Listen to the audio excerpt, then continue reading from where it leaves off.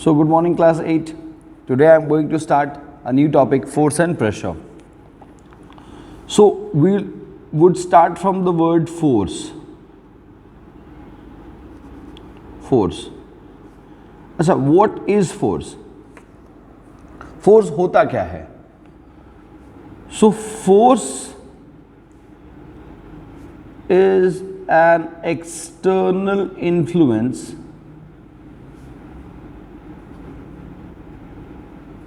force is an external influence or effect which when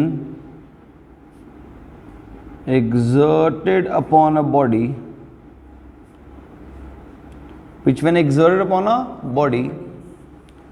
changes its state of rest or motion, direction, speed and shape or size. क्या होता है force? तो force एक ऐसा external influence है, एक ऐसा एक्सटर्नल इफेक्ट है. एक्सटर्नल इफेक्ट मतलब बाहर से लगाया हुआ इफेक्ट है या इन्फ्लुएंस है, जो किसी बॉडी पर जब एग्जर्ट किया जाता है तो वो उस बॉडी के स्टेट को, तो बेसिकली बॉडी किस स्टेट में हो सकता है, या तो वो रेस्ट में होता है या तो वो मोशन में हो सकता है. तो अगर वो रेस्ट में है तो मोशन में ला सकता है, मोशन में है तो रेस्ट में ला सकता है, तो वो स्टेट को बदल सकता है. साथ ही साथ वो बदल सकता है उसके डायरेक्शन को. मान लो बॉडी मूव कर रहा है, तो बॉडी मूव कर रहा है तो ये फोर्स ही होता है जो उसके डायरेक्शन को बदल सकता है ना, उसके स्पीड को बदल सकता है और साथ ही साथ उसके शेप और साइज को बदल सकता है. हम अब इसके एग्जांपल्स देके समझाते हैं आपको, है ना. जैसे मान लीजिए एक बाईसाइकिल है ना, तो एक बाईसाइकिल अगर रेस्ट में, अगर अपने स्टैंड्स पे लगा हुआ है तो उसको तो वो रेस्ट में है ऑब्वियसली. अगर आपको मोशन में लाना होता है तो आप उस पर बैठ जाते हैं, बैठ के आप उसके पैडल्स पे फोर्स लगाते हैं. जब उसके पैडल्स पे आप फोर्स लगाते हैं तब ना वो मूव करना शुरू करता है.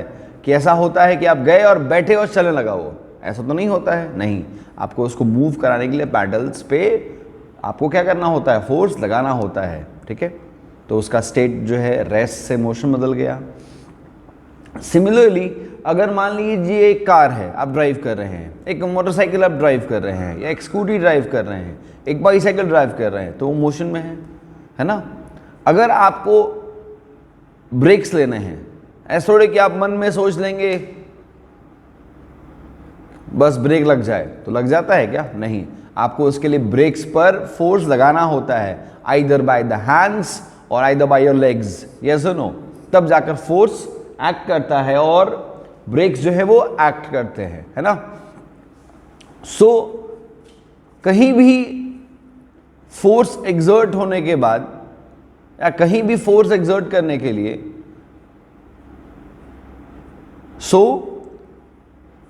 हम लोग अभी डिस्कस कर लिए कि फोर्स के हेल्प से हम लोग बॉडी के स्टेट को रेस्ट से मोशन में या मोशन से रेस्ट में ला सकते हैं.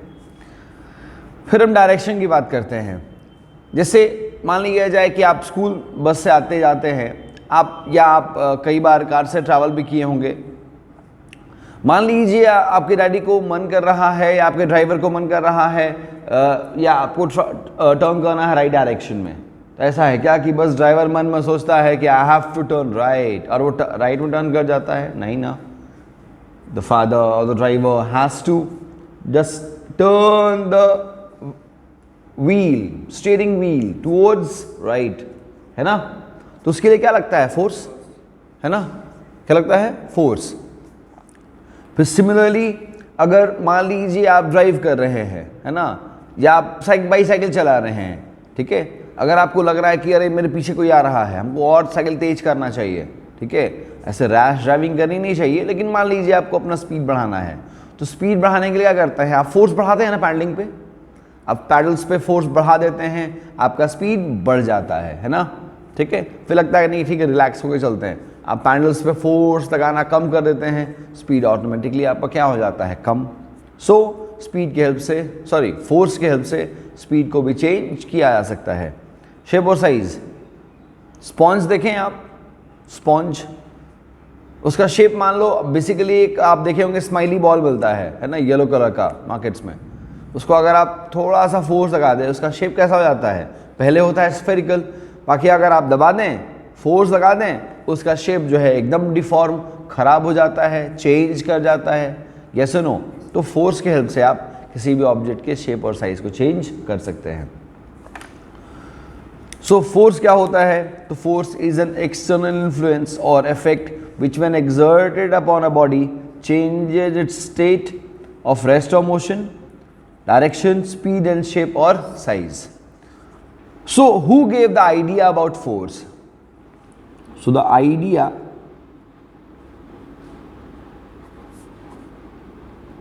of force was given by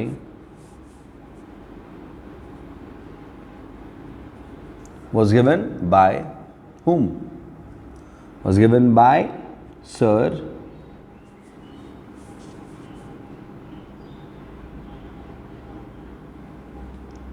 Isaac Newton. The idea of force was given by Sir Isaac Newton. Sir Isaac Newton. Sir Isaac Newton. ठीक है, बढ़िया। So when he got this idea, once he was sitting in an orchard, means एक बार वो बैठे हुए थे एक बगीचे में और उनके सर पे क्या गिरा, एक एप्पल। अब ये स्टोरी सब कोई सुना होगा। तो उस एप्पल के गिरने के बाद वो सोचने बैठ गए कि ये ऊपर से नीचे क्यों आया, नीचे से ऊपर क्यों नहीं गया। तब उस बेसिस पर वो डिस्कवर किए थे ग्रेविटेशनल फोर्स का। किसका? ग्रेविटेशनल फोर्स का। ग्रेविटेशनल फोर्स वो फोर्स होता है जिसके हेल्प से दो बॉडीज जिनके पास मासेस होते हैं, ठीक है, वो एक दूसरे को अट्रैक्ट करते हैं। जैसे अर्थ के पास मास है, मून हमारे बॉडी के और एप्पल के पास भी मास है ना, लेकिन मास ज्यादा किसका है? अर्थ का। तो अर्थ जो है एप्पल को अपनी ओर खींच लिया, है ना। अच्छा, सन और अर्थ की अगर बात करें, सन और अर्थ में बड़ा कौन है? सन बड़ा है। तो सन जो है अपने फोर्स से, अपने ग्रेविटेशनल फोर्स से अर्थ को अपनी ओर खींचे रखता है और रोटेट कराते रहता है around its orbit, along its orbit. Similarly बाकी प्लैनेट्स का भी यही हाल है कि वो सारे के सारे मून से सारे के सारे जो है वो सन से छोटे हैं, तो सन सबको अट्रैक्ट किए हुए है अपनी ओर और रोटेट करा रहा है ऑन द एलिप्टिकल ऑर्बिट्स, है ना। सो कंसेप्ट जो है फोर्स का वो उन्होंने ही दिया था, सर आइजैक न्यूटन ने। इसीलिए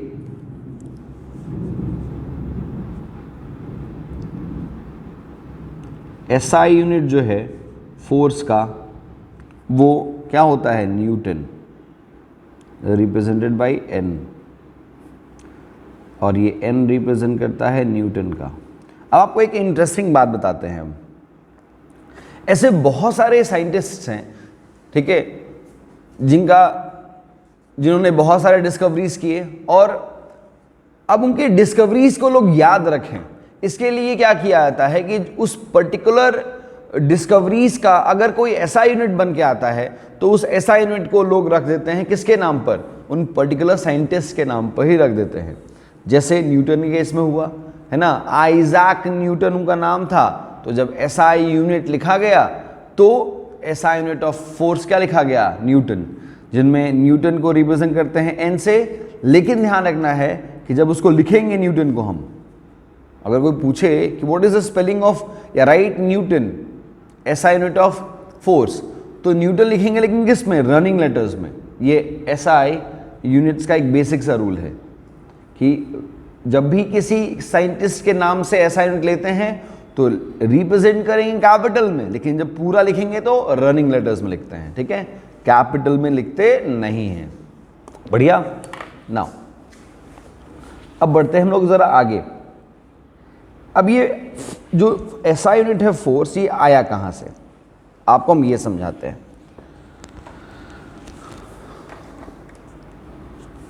ना फोर्स जिसको हम रिप्रेजेंट करते हैं एफ से, इसको फाइंड करने के लिए ज़रूरत होती है दो चीज़ों की, एक तो मास की, दूसरी एक्सेलरेशन की। अच्छा, मास क्या होता है?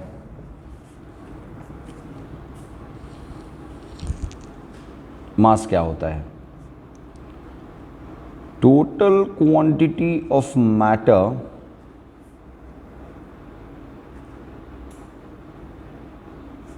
contained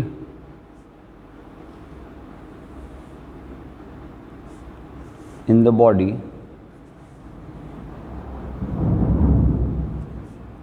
is said to be matter. The total quantity of matter contained in a body is called matter. Basically हमारा बॉडी बना है किससे? एटम से। कैसे? एटम से। और एटम्स मिलकर बनाते हैं किसको? मैटर को। अच्छा, मैटर क्या होता है? Anything which occupy space and has mass is called matter, है ना? ठीक है, तो किसी भी बॉडी के अंदर कितना मैटर है, ठीक है, उसको कहते हैं हम लोग मास। ठीक है, और मास जो है किसी बॉडी का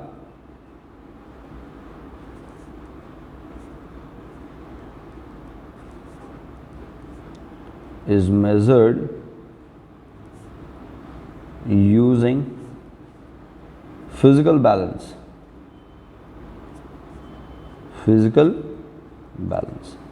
फिजिकल बैलेंस तराजू, ठीक है, और बीम बैलेंस भी कहते हैं उसको। मास जो है किसी बॉडी का मेजर किया जाता है यूजिंग बीम बैलेंस और फिजिकल बैलेंस। ठीक है, नाउ अब हम बात करते हैं, मास तो हो गया हमारा। What is mass? तो mass is defined as the total quantity of matter contained in a body. So basically mass तो आप समझ लिए। अब लगे हाथ एक और चीज समझाते हैं आपको हम, इट्स कॉल्ड वेट।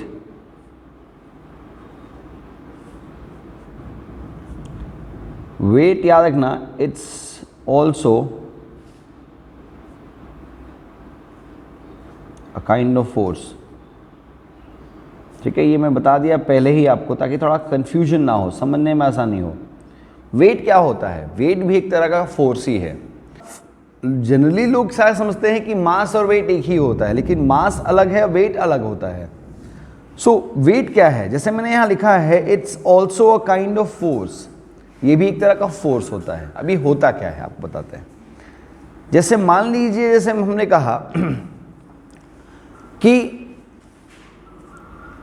अगर आप किसी ऑब्जेक्ट को, ठीक है, बॉल है या फुटबॉल है, ठीक है, मान लीजिए आप हाथ से या पैर से उसको मारते हैं, ठीक है, ऐसा है क्या कि अगर आप बहुत ताकत लगाकर, काफी फोर्स लगाकर ऊपर की तरफ फेंक दें तो क्या वो नीचे नहीं आता है? आता है, वो नीचे आएगा। अच्छा, नीचे क्यों आएगा? वो तो नीचे वो इसलिए आता है क्योंकि उसको अर्थ अपनी ओर अट्रैक्ट करता है।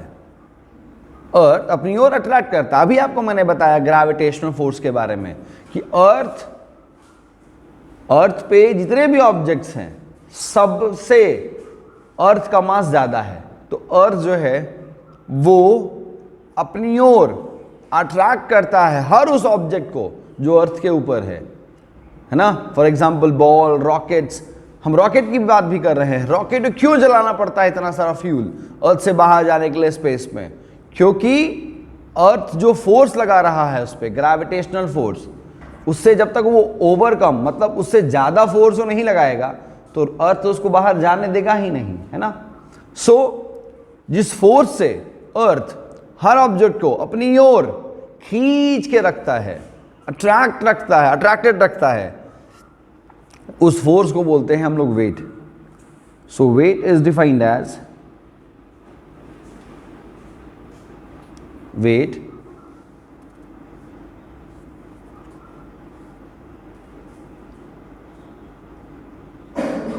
So weight is defined as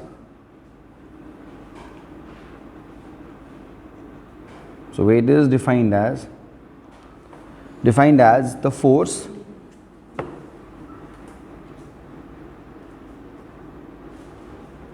exerted by the earth to attract any object towards its center, ठीक है। सो वेट जैसा मैंने कहा is also a kind of force. इसको फाइंड करने का फॉर्मूला होता है mg, वेट निकालने का। जैसा मैंने कहा आपको कि वेट निकाल, यहाँ जो f लिखा है हमने, ये बेसिकली रिप्रेजेंट कर रहा है किसको, वेट को। तो वेट ऑफ अ बॉडी निकालने का फॉर्मूला होता है m into g, where m represent करता है मास को और g रिप्रेजेंट करता है एक्सेलरेशन ड्यू टू ग्रेविटी को, एक्सेलरेशन ड्यू टू ग्रेविटी को।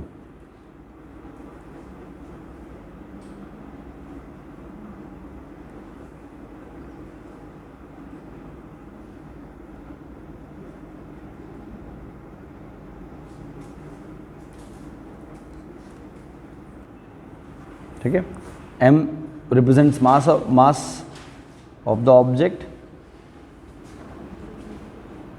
And g is the acceleration due to gravity, जिसका वैल्यू होता है ऑन अर्थ 9.8 मीटर पर सेकेंड स्क्वायर। अच्छा, अब ये एक्सेलरेशन ड्यू टू ग्रेविटी क्या होता है?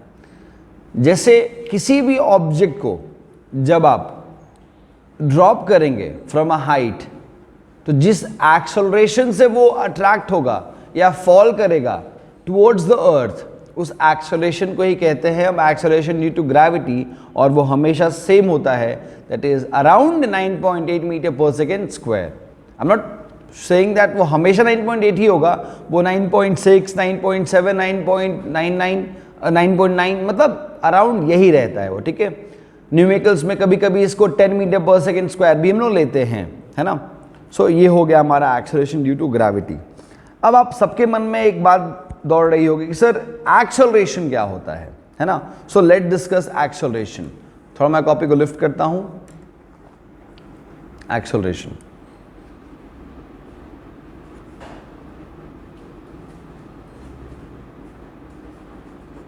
Acceleration, I think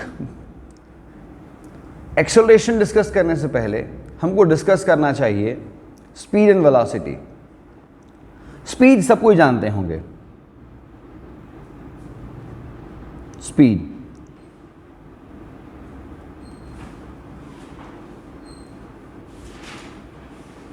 the distance covered by a body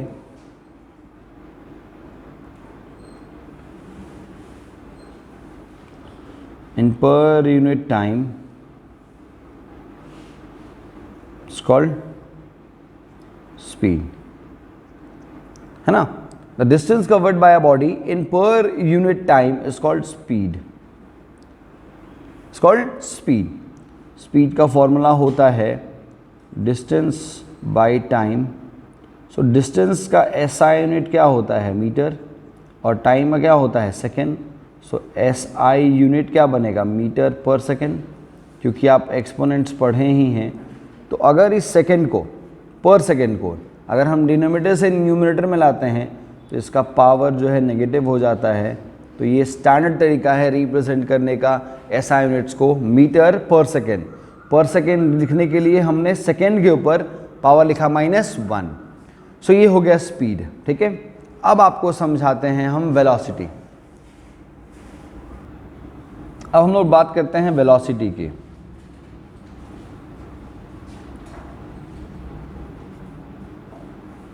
the distance covered by a body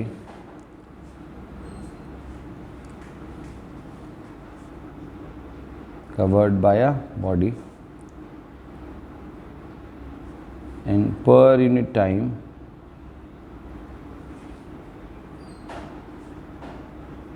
along a particular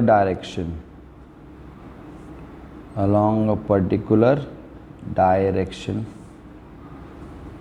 is said to be velocity.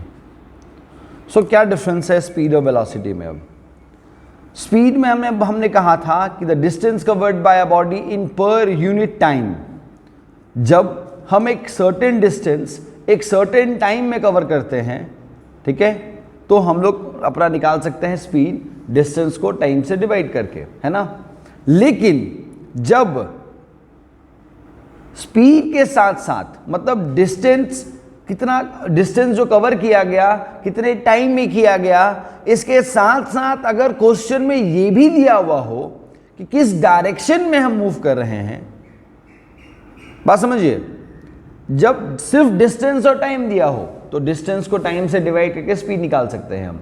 लेकिन जब distance और टाइम के साथ साथ क्वेश्चन में ये भी दिया हुआ हो कि किस डायरेक्शन में हम मूव कर रहे हैं, तब जाकर बन जाता है वो वेलोसिटी। तो स्पीड और वेलोसिटी में सिर्फ इतना ही डिफरेंस है। कॉमन क्या है? दोनों में डिस्टेंस दिया रहता है, दोनों में टाइम दिया रहता है। लेकिन अनकॉमन क्या है कि स्पीड में डायरेक्शन नहीं होता है और वेलोसिटी में डायरेक्शन होता है कि किस डायरेक्शन में हो रहा है ना मूवमेंट, तो बन जाता है ये वेलोसिटी, ठीक है। सो वेलोसिटी का भी फॉर्मूला वही होता है, distance by time, so metre पर सेकेंड, मीटर पर सेकेंड। लेकिन but as velocity has direction, unlike speed, मतलब वेलोसिटी में डायरेक्शन होता है जो स्पीड में नहीं होता है। अनलाइक का मतलब जो स्पीड में नहीं होता है।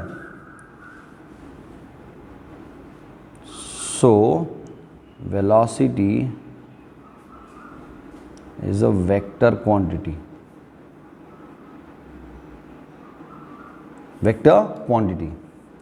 while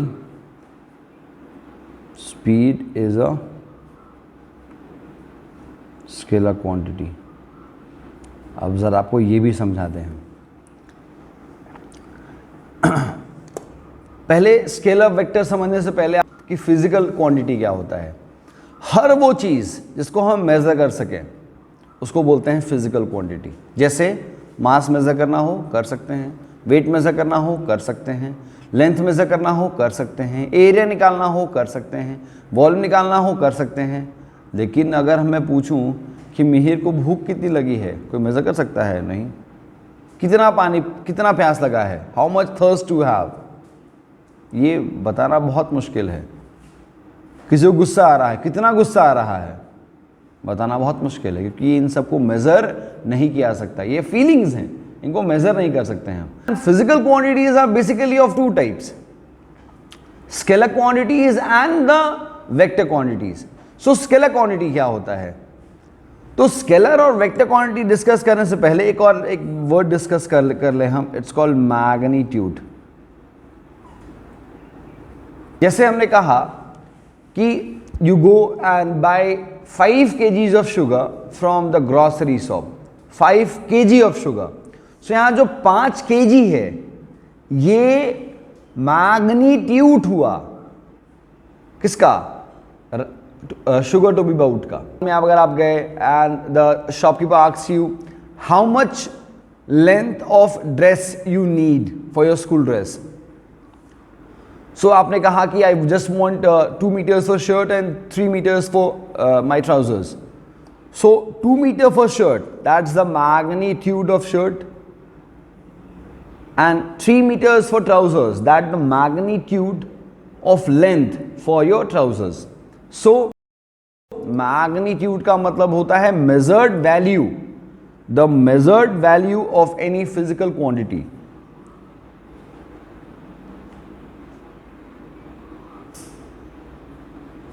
the measured value of any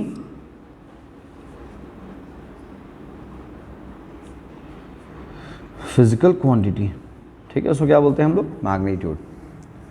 अब जैसा मैंने कहा आपको,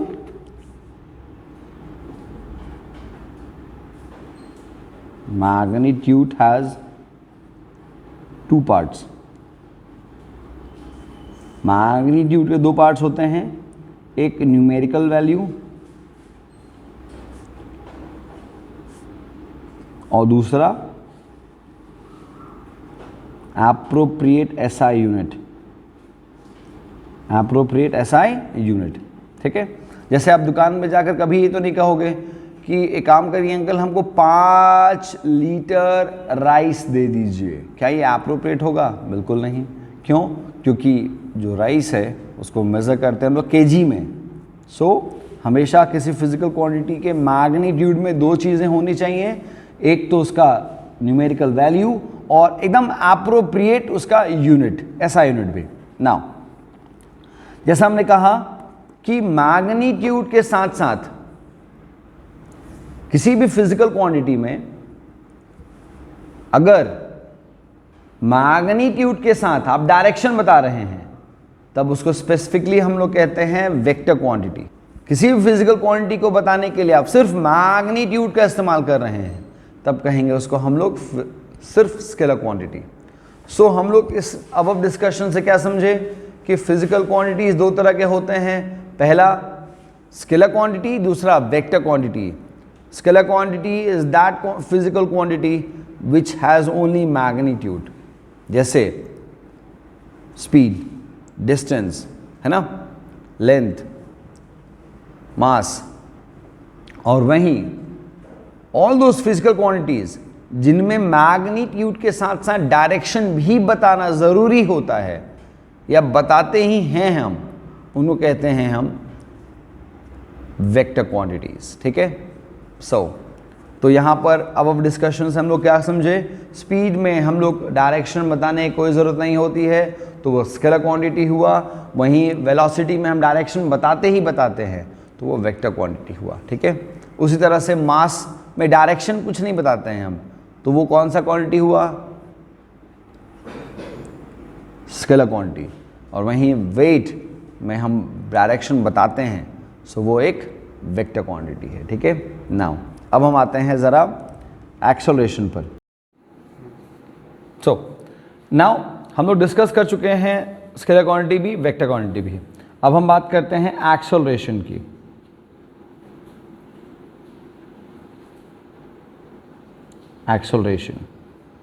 एक्सेलरेशन को रिप्रेजेंट करते हैं हम लोग ए से, लेकिन क्योंकि एक्सेलरेशन भी एक वेक्टर क्वांटिटी है सो इसलिए इसको हम रिप्रेजेंट करते हैं एरो से। किसी भी वेक्टर क्वांटिटी को रिप्रेजेंट किया जाता है एरो से ओवर इट्स टॉप, ठीक है, याद रखिएगा। इसी तरह से आपको हम एक और बात बता दें कि फोर्स भी एक एक वेक्टर क्वांटिटी है तो इसको रिप्रेजेंट करते हैं किससे? एरो से। एक्सेलरेशन क्या होता है? एक्सेलरेशन होता क्या है ये जानने से पहले हम लोग ये समझते हैं, ठीक है, कि एक्सेलरेशन ये जो वर्ड है ये यूज होता कब है, ठीक है। याद रखिएगा हमेशा कि जब भी किसी बॉडी का वेलोसिटी चेंज करता है तब आता है बॉडी में एक्सेलरेशन, ठीक है। जब भी किसी बॉडी में वेलोसिटी क्या करता है? चेंज, बॉडी में क्या आता है? Acceleration. So the rate of change of velocity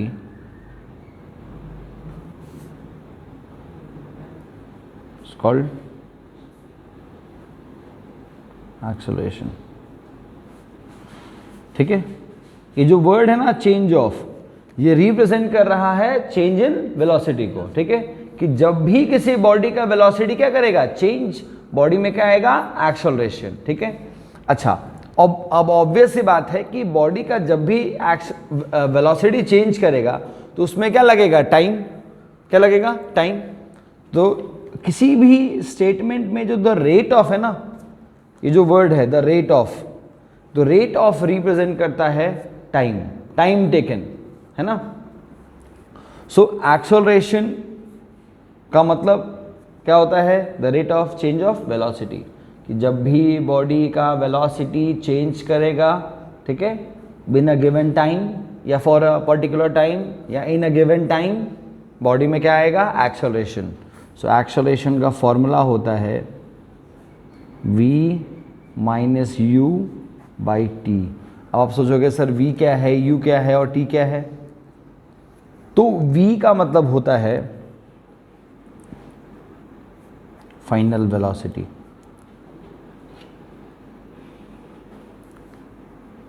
u का मतलब होता है इनिशियल वेलोसिटी और t का मतलब होता है टाइम। अब आप इसको समझिए एक एग्जाम्पल से। A body moving with a velocity of 40 metre पर सेकेंड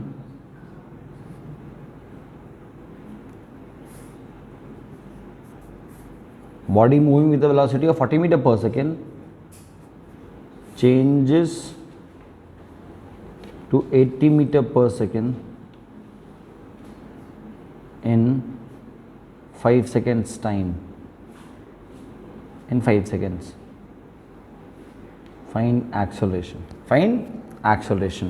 तो एक बॉडी है जो मूव कर रहा था विद वेलोसिटी ऑफ 40 मीटर पर सेकेंड और उसका वेलोसिटी चेंज हो गया टू 80 मीटर पर second in how much time, 5 seconds, ठीक है। Find the acceleration. So body जब स्टार्ट किया मूव करना, उसका इनिशियल वेलोसिटी कितना था, 40। इनिशियल मतलब क्या, स्टार्टिंग वेलोसिटी। तो स्टार्टिंग में कितना था, 40।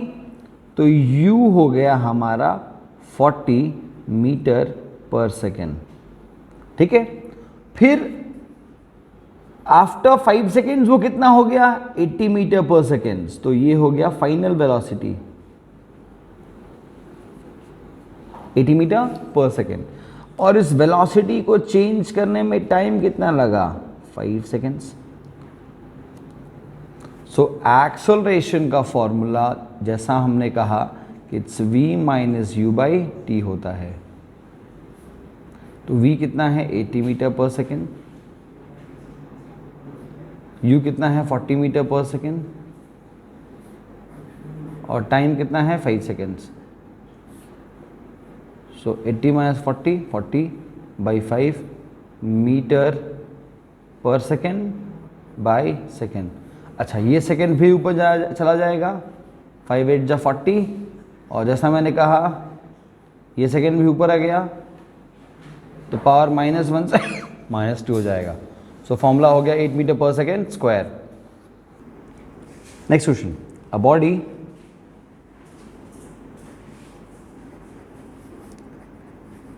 a car starting from rest acquires a velocity of a car starting from rest acquires a velocity of 50 meter per second in 10 seconds. Find the acceleration. Find the acceleration. So a car starting from rest. Car जो है rest से start हुआ है, तो rest से start हुआ है तो u कितना होगा इसका, 0 मीटर पर सेकेंड। कार रेस्ट से स्टार्ट हुआ है तो u कितना होगा, 0 मीटर पर सेकेंड। v कितना होगा, 50 मीटर पर सेकेंड। टाइम कितना है, 10 सेकेंड्स। सो हेंस एक्सेलरेशन इतना होगा v minus u by T.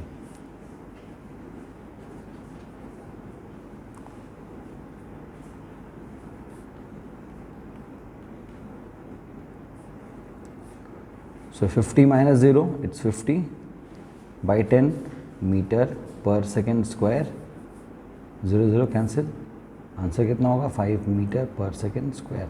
ये कैसे हुआ आप सबको समझ में आ रहा होगा, फिर से एक बार दिखा दे, कट तो गया, ठीक है। यहाँ पर मीटर पर सेकेंड है और यहाँ सेकेंड फिर डिवाइड हो रहा है, तो इन डिवीजन एक्सपोनेंट्स पढ़े हम लोग, in division when the basis are same powers are subtracted.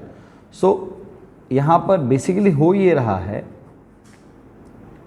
कि सेकेंड का पावर ऑलरेडी -1 है, ये सेकेंड भी जब ऊपर गया तो इसका पावर भी क्या हो जाएगा 1 माइनस हो जाएगा, तो ये मिलकर बन जाएगा -2, ठीक है। तो ध्यान रखिएगा इस बात को।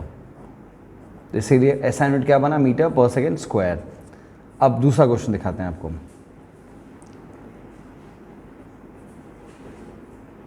Car moving with the velocity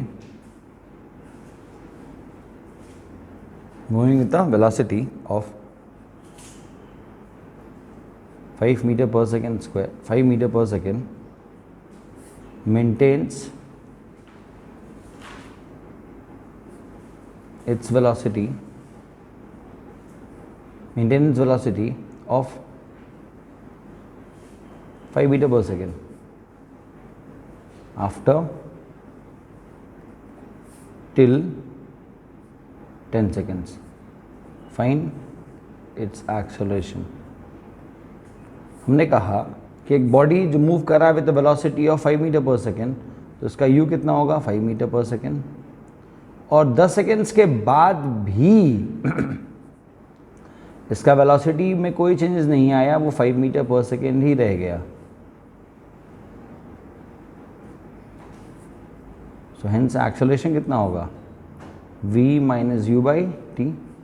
so 5 minus 5 by 10, तो 0 बाई 10 मीटर पर second square, that is 0 metre पर सेकेंड स्क्वायर। इस क्वेश्चन में क्या देखा हम लोगों ने, वेलोसिटी तो चेंज ही नहीं किया, 5 मीटर पर सेकेंड था 10 सेकेंड पहले भी, 10 सेकेंड के बाद भी वो 5 मीटर पर सेकेंड ही रहा, है ना, ठीक है। तो चेंज इन वेलोसिटी नहीं हुआ, इसलिए एक्सेलरेशन कितना आया 0।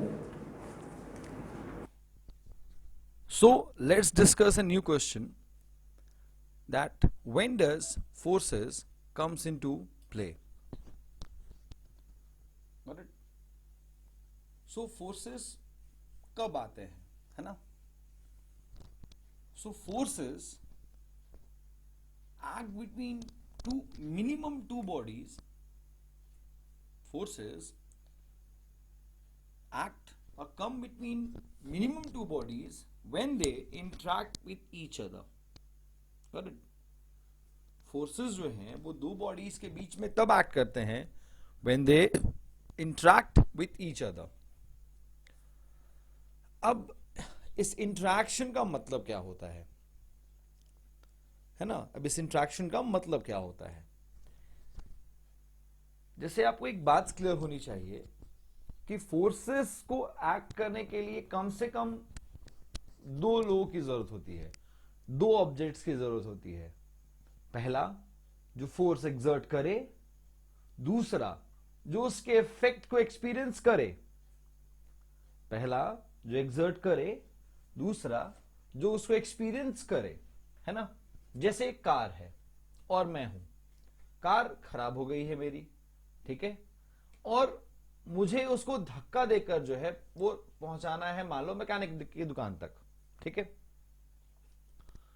तो अगर मैं हैंड से फोर्स लगा रहा हूं कार के ऊपर ताकि वो मूव करे फॉरवर्ड डायरेक्शन में, ठीक है, तो ये एक तरह का इंटरेक्शन हुआ।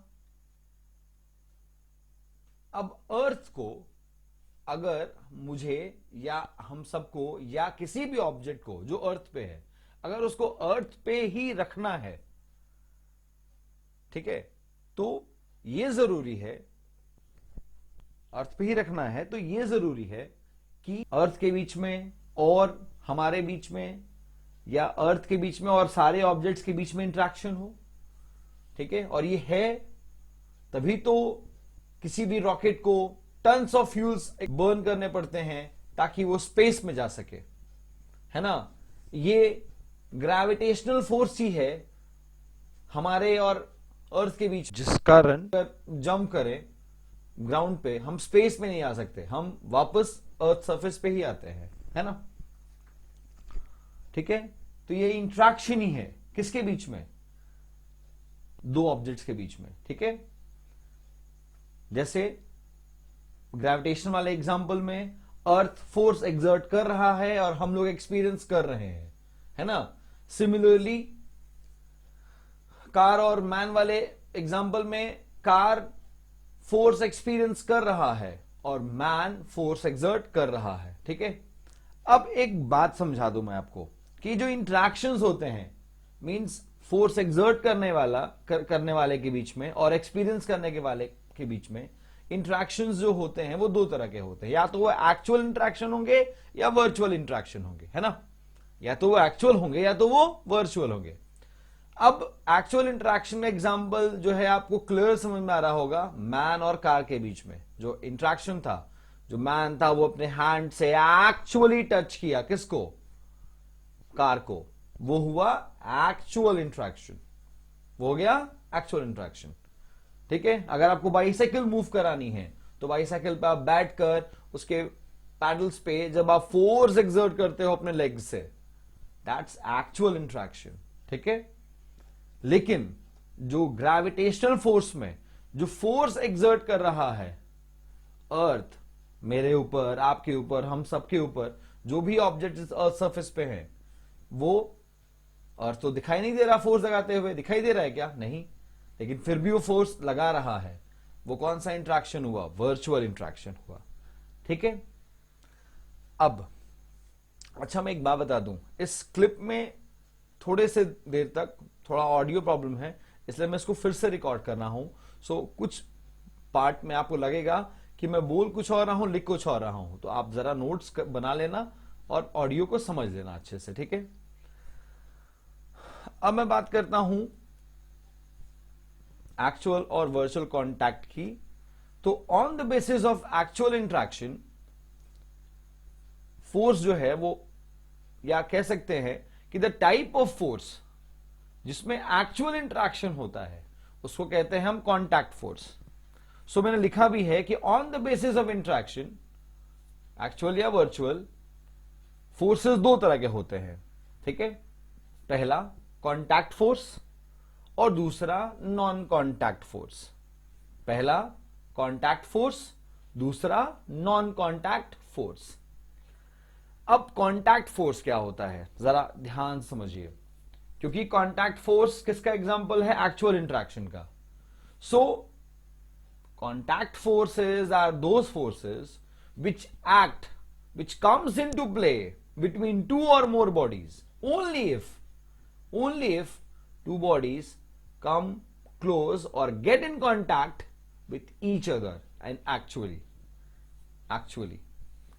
हमने कहा कांटेक्ट फोर्स एक ऐसे फोर्स को कहते हैं हम जिसमें दो बॉडीज के बीच में एक्चुअल इंटरेक्शन होता है, दो या दो से ज्यादा बॉडीज के बीच में एक्चुअल इंटरेक्शन होता है, ठीक है।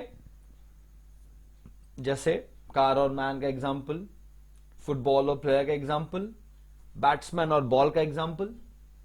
ये सब कैसे इंटरेक्शन, सब सारे केसेस में फोर्स लग रहा है और कैसा फोर्सेस हो रहा है, ये कैसा इंटरेक्शन हो रहा है, एक्चुअल इंटरेक्शन हो रहा है। सो फोर्सेस कौन सा कहेंगे आप यहां पर, कांटेक्ट फोर्सेस, है ना।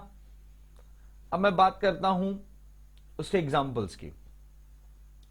तो कांटेक्ट फोर्सेस के तीन एग्जांपल्स बेसिकली हम लोग देखेंगे या होते हैं। पहला मस्कुलर फोर्स, दूसरा है फ्रिक्शनल फोर्स और तीसरा है, पहला है मस्कुलर फोर्स, दूसरा है फ्रिक्शनल फोर्स और तीसरा है मैकेनिकल फोर्स। अच्छा मस्कुलर फोर्स क्या होता है, ठीक है। So muscular force is a type of force, muscular force is a type of force which is being exerted by muscles, which is being exerted by muscles. ठीक है, अगर हमको एक बकेट है फुल ऑफ वाटर, अगर उसको lift करना है तो अपने हैंड से हमने लिफ्ट किया, तो मैंने फोर्स लगाया by the help of my muscles, that's the muscular force. एक बुलक कार्ट को बुलक जो है अपने मसल्स से खींच रहा होता है, दैट्स द मस्कुलर फोर्स. ठीक है, so the force exerted by muscles is the muscular force. Now we talk about frictional force. What is frictional force? So frictional force, जरा ध्यान समझिएगा. Frictional force is a type of contact force. Frictional force is a type of contact force which always comes into play when two bodies move over each other. जब दो bodies एक दूसरे के ऊपर move कर रहा होता है, या एक बॉडी दूसरे बॉडी के ऊपर मूव कर रहा होता है, तब हमेशा एक बॉडी दूसरे बॉडी के मोशन को रोकने के लिए एक्ट करता है. हमेशा, मैंने कहा हमेशा एक्ट करता है, और इसी को क्या बोलते हैं हम लोग? Frictional force. सो डेफिनेशन में क्या लिखेंगे कि frictional force is a type of force acting between two bodies in motion in such a way that it opposes the motion of one over the other. ठीक है, अब मैं आपको frictional force का एग्जांपल देके समझाता हूं.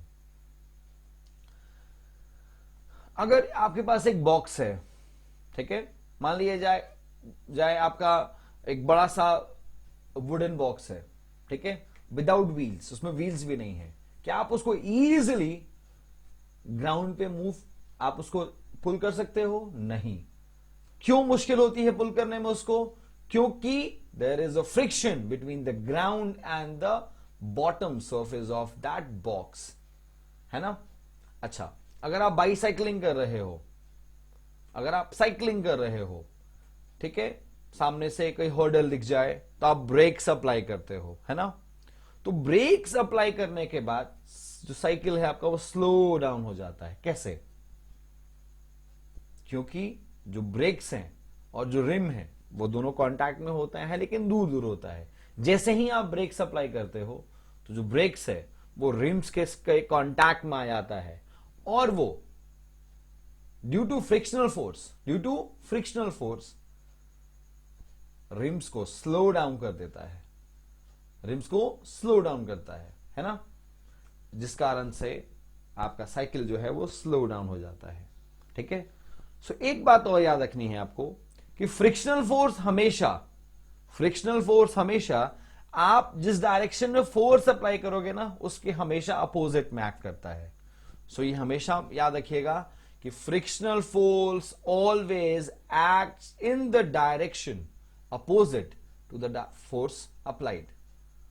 Frictional force always acts in the direction which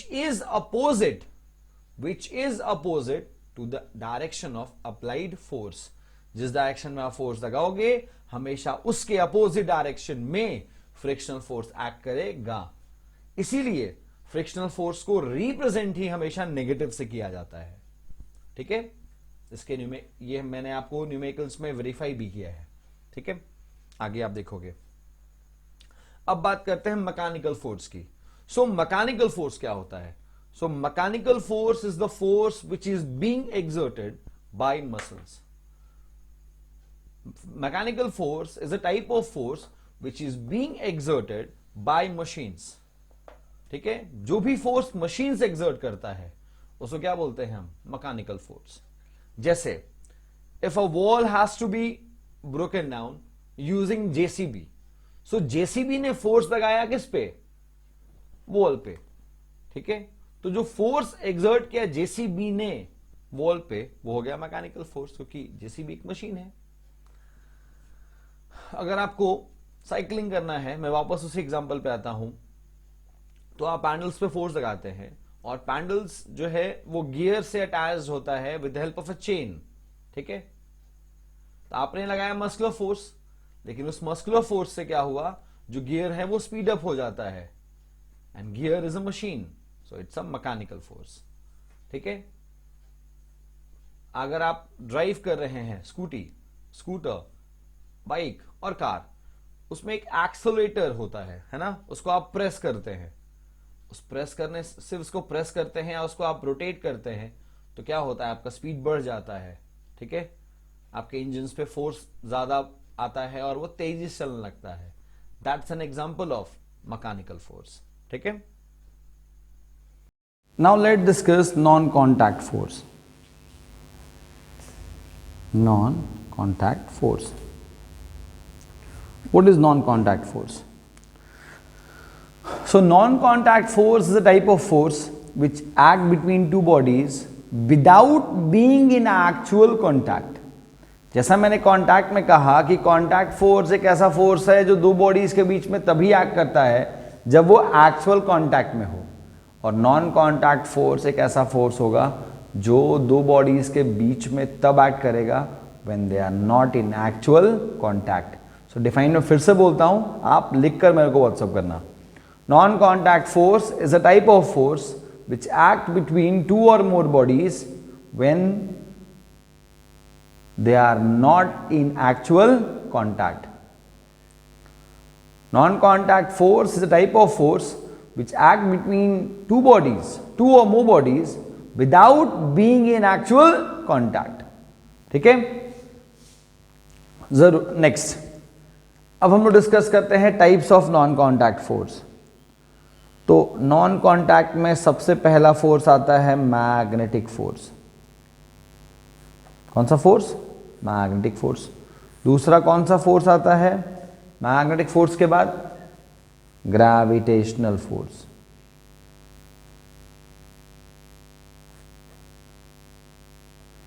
और तीसरा होता है हमारा इलेक्ट्रोस्टैटिक फोर्स।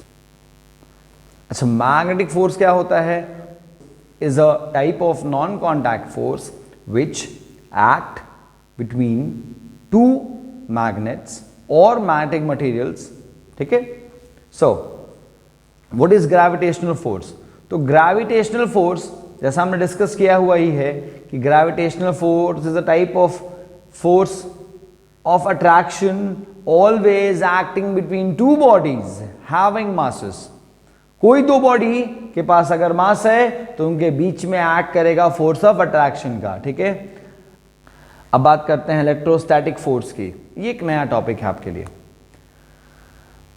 आप चार्जेस जानते हैं, चार्जेस दो तरह के होते हैं, पॉजिटिव एंड नेगेटिव, है ना। अब चार्जेस जो होते हैं उनमें आप एक और चीज पढ़े हैं कि unlike charges attract each other, like charges repel each other. मतलब एक पॉजिटिव एक नेगेटिव एक दूसरे को अट्रैक्ट करता है, लेकिन दो पॉजिटिव एक दूसरे को रिपेल करते हैं, दो नेगेटिव एक दूसरे को रिपेल करते हैं।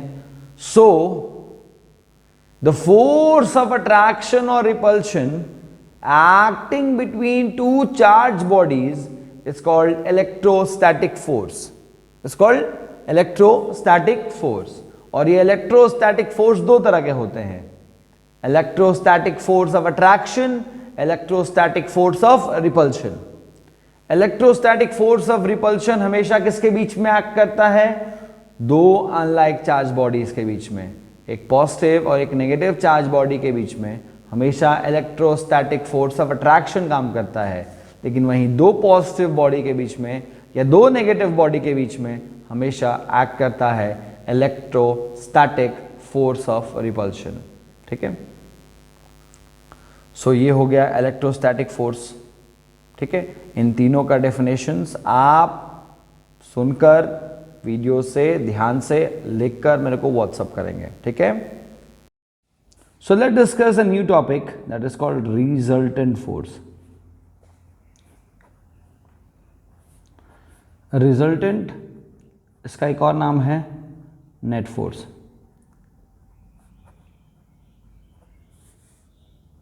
नेट फोर्स, नेट फोर्स का मतलब या रिजल्टेंट फोर्स का मतलब क्या होता है?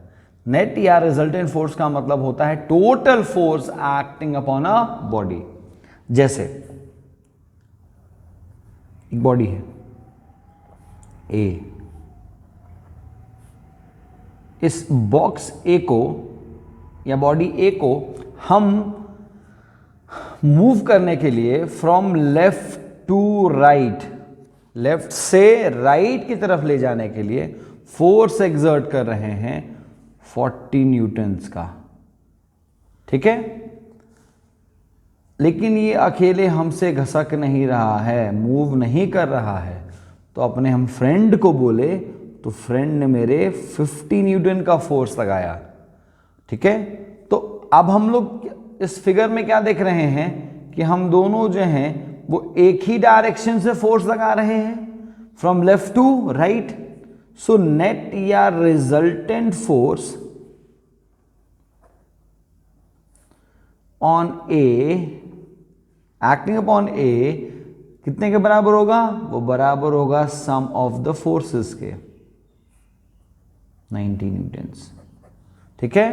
तो जब भी किसी बॉडी पर दो या दो से ज्यादा फोर्सेस एक ही डायरेक्शन में एक्ट करे तो रिजल्टेंट फोर्स निकालने के लिए हम उन दोनों या उन सारे फोर्सेस का सम निकाल लेते हैं, जो एकदम इजी वे में निकल जाता है, ठीक है ना।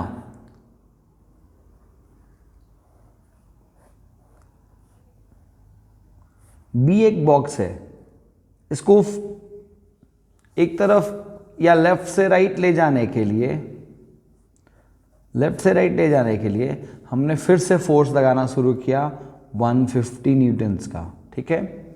लेकिन उधर वो ना जाए, मतलब लेफ्ट से राइट की तरफ ना जाकर वो राइट से लेफ्ट जाए, इसके लिए एक दूसरे आदमी ने या किसी दूसरे पर्सन ने मेरे जस्ट अपोजिट डायरेक्शन पे उस पे फोर्स एक्ट करना शुरू किया। कितना न्यूटन का? 100 न्यूटन्स का, 100 न्यूटन्स का। तो हम ढकेल रहे हैं इसको मूव कराने के लिए लेफ्ट टू राइट, और सामने वाले ने अपोजिट डायरेक्शन से फोर्स एक्सर्ट करना शुरू किया राइट टू लेफ्ट, ठीक है, right to left. So net force और रिजल्टेंट फोर्स कितना होगा ऑन बी? तो वो होगा 150 माइनस 100 न्यूटन्स, ठीक है।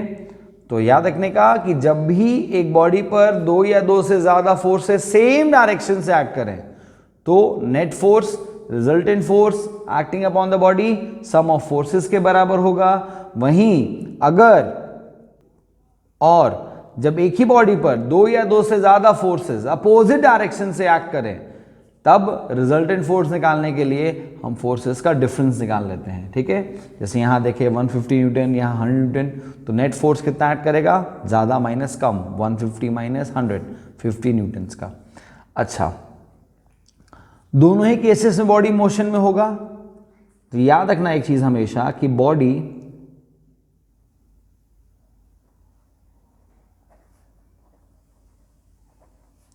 always move in the direction of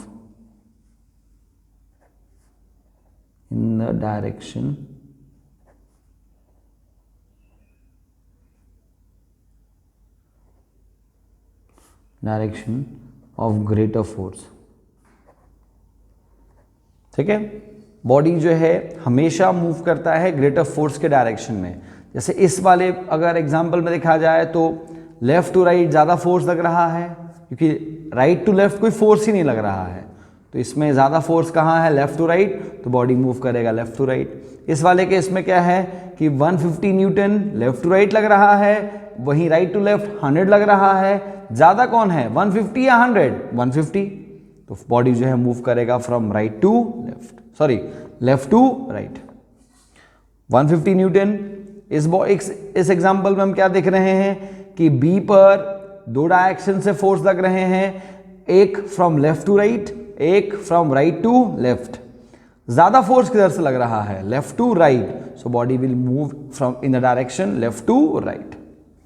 सो वही बात हमने यहां भी लिखी कि हम बॉडी हमेशा मूव करता है किस डायरेक्शन में? इन the direction of greater forces, ठीक है। नाउ आपको एक फ्रिक्शन का न्यूमेरिकल समझाते हैं।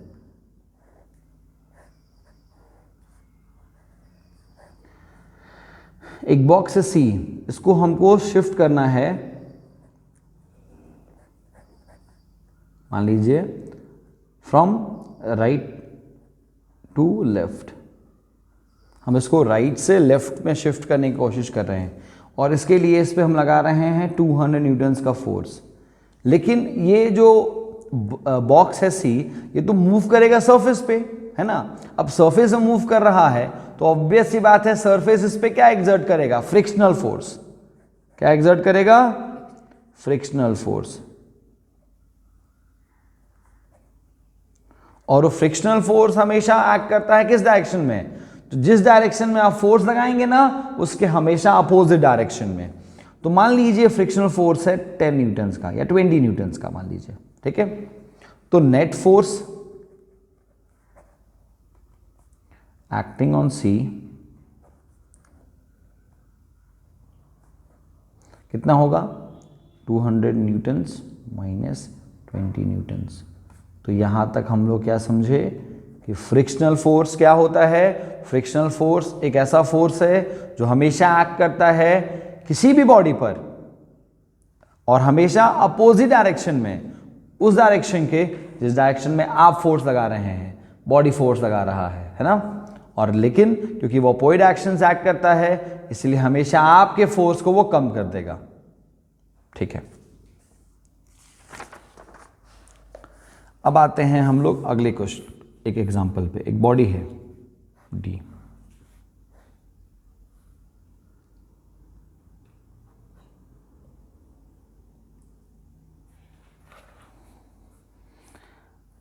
एक बॉडी है डी, इस पे हमने फोर्स लगाया 100 न्यूटन का ताकि ये लेफ्ट से राइट की तरफ शिफ्ट करे, ठीक है। फिर वहीं एक दूसरा बॉडी है जो इस पे फिर से लगा रहा है 100 न्यूटन का फोर्स ताकि ये शिफ्ट करे फ्रॉम राइट टू लेफ्ट, है ना। तो आप क्या देख रहे हैं, दोनों ही डायरेक्शन से इस बॉडी डी पर सेम फोर्स लग रहा है या डिफरेंट, सेम फोर्स लग रहा है। सो net force acting on D कितना होगा, 100 माइनस 100 न्यूटन। कितना न्यूटन, 0 न्यूटन, ठीक है। अच्छा, अब क्या लगता है आपको इस केस में, इस पर्टिकुलर एग्जांपल में बॉडी में मोशन होगा, नो, एज द नेट और resultant force acting upon the body is 0. Hence, there would be no motion or movement in the body. ठीक है। सो रिजल्टेंट फोर्स को समझाने के बाद अब आपको समझाते हैं हम balanced and unbalanced force. Balanced and unbalanced force.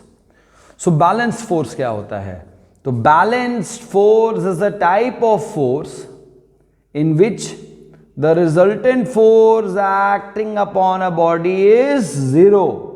जब किसी बॉडी का रिजल्टेंट फोर्स निकालने के बाद आपको दिखाई दे कि वैल्यू कितना आ रहा है, 0, तब आप कह सकते हैं कि the force acting upon it is the balanced force, क्योंकि अब दोनों ही या अपोजिट डायरेक्शन से फोर्स एक्ट कर रहा है और क्योंकि इक्वल अमाउंट में एक्ट कर रहा है तो आपको नहीं लगता कि एक फोर्स दूसरे को बैलेंस कर दिया और दूसरा पहले को बैलेंस कर दिया, इसलिए क्या बोलते हैं इसको, बैलेंस फोर्स बोलते हैं, है ना। और वहीं जब किसी बॉडी पर अपोजिट डायरेक्शन से या किसी बॉडी पर एक ही डायरेक्शन से फोर्स एक्ट करता है, ठीक है, तो वो एक दूसरे को बैलेंस नहीं करता है क्योंकि डिफरेंट फोर्सेस एक्ट कर रहे होते हैं अपोजिट डायरेक्शन से, इसलिए इसको बोलते हैं अनबैलेंस फोर्स। तो डिफाइन में क्या बोलेंगे हम कि the type of force in which the net force acting upon a body is 0 is called balance force, and the type of force in which the net force or the resultant force acting upon a body is not zero is said to be unbalanced force.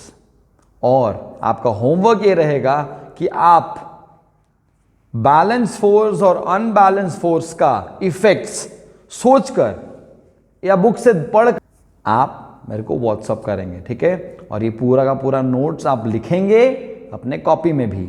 मैं अभी सारा notes जो है सबके WhatsApp से, किसी के भी रैंडमली व्हाट्सअप से मंगाकर चेक कर सकता हूँ, ठीक है। तो आप इन सबको लिखेंगे अच्छी तरह से, और कोई भी कंफ्यूजन हो, कोई भी डेफिनेशन, कोई भी पॉइंट, कोई भी टॉपिक अगर आपको क्लियर ना हो, एक बार मेरे को कॉल कर लेंगे, हम फिर से आपको फोन पे क्लियर कर देंगे, ठीक है। Now let discuss some numericals based on force.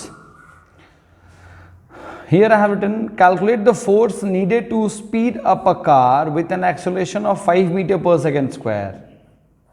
You have to find the force where acceleration is 5 meter per second square if the mass is 1000 kg. So सबसे पहले क्वेश्चन 1 को मैं किसी भी न्यूमेरिकल को सोल्व करने के लिए सबसे ज़रूरी है कि डेटा लिखा जाए। तो मास of the car is 1000 kg and acceleration is 5 meter per second square. So hence force is equal to mass into acceleration. So mass is 1000 kg and acceleration is 5 meter per second square. आप अगर दोनों को multiply कर दो, you will get 5000 kg meter per second square and 5000 kg per meter square. आपको बताया है मैंने, kg meter per second square का मतलब होता है न्यूटन्स। तो ये हो गया न्यूटन्स, ठीक है, बढ़िया। सेकंड भी बिल्कुल वैसा ही है। To accelerate a vehicle to 3 metre पर सेकेंड स्क्वायर, तो यहाँ एक्सेलरेशन दिया हुआ है 3 मीटर पर second square. What force will be needed, कितना फोर्स चाहिए अगर mass of the vehicle is equal to 1000 kg, 1000 kg। So हमारे पास एक्सेलरेशन है, मास है, तो फोर्स रिक्वायर्ड कितना होगा, mass into acceleration. So mass is 1000 kg, acceleration is 3 metre पर सेकेंड स्क्वायर। कितना आएगा ये, 3000 kg मीटर पर second square, that is 3000 newtons. Now third question, to accelerate an object at a rate of 2 meter per second square. So acceleration दिया हुआ है 2 meter per second square. 10 Newton force is required. तो force दे दिया यहाँ पर कि 2 meter per second square acceleration लाने के लिए 10 न्यूटन का फोर्स यूज किया गया। पूछा गया है कि इस फोर्स को किस मास ऑफ द बॉडी पर एक्ट किया गया, मीन्स आपको निकालना है मास। तो हम जानते हैं force equal to mass into acceleration. Force हमारा है 10 न्यूटन, मास हमारा है पता नहीं, एक्सेलरेशन हमारा है 2 मीटर पर सेकेंड स्क्वायर। अब देखिए, आप न्यूटन को केजी मीटर पर सेकेंड स्क्वायर लिख सकते हैं इंटू एम इंटू 2 मीटर पर सेकेंड स्क्वायर। ये मीटर पर सेकेंड स्क्वायर कैंसिल हो गया, और m इज इक्वल टू अब हो गया 10 kg by 2, that is 5 kg, ठीक है। ये मैंने एकदम डिटेल्ड बताया, आप इसको चाहें तो डायरेक्टली भी बना सकते हैं कि मास का फॉर्मूला होता है फोर्स बाई एक्सेलरेशन, और अगर एक्सेलरेशन निकालना हो तो फोर्स बाई मास। लेकिन आपको सिर्फ समझ में आया कि न्यूटन केजी मीटर पर सेकेंड स्क्वायर ही होता है, इसीलिए हमने ये पूरा डिटेल में बताया ना। फोर्थ क्वेश्चन देखते हैं हम लोग। What acceleration a vehicle having 1000 kg, so mass of the body दिया हुआ है 1000 kg, will get after applying a force of 5000 Newton. So force भी दिया हुआ है यहाँ पर। क्वेश्चन कह रहा है कि अगर एक बॉडी है जिसका मास 1000 kg है, वो कितना एक्सेलरेशन अक्वायर कर लेगा अगर उस पर फोर्स एक्सर्ट किया जाएगा 5000 न्यूटन्स का। सो एक्सेलरेशन का जैसा मैंने आपको फॉर्मूला बताया क्या होता है, फोर्स बाई मास। फोर्स है 5000 न्यूटन्स और मास है 1000 kg। तो आप जानते हैं न्यूटन का मतलब kg मीटर पर second square by 1000 kg। kg cancel, 0 भी कैंसिल, सो आंसर इज 5 मीटर पर second square. That's the acceleration.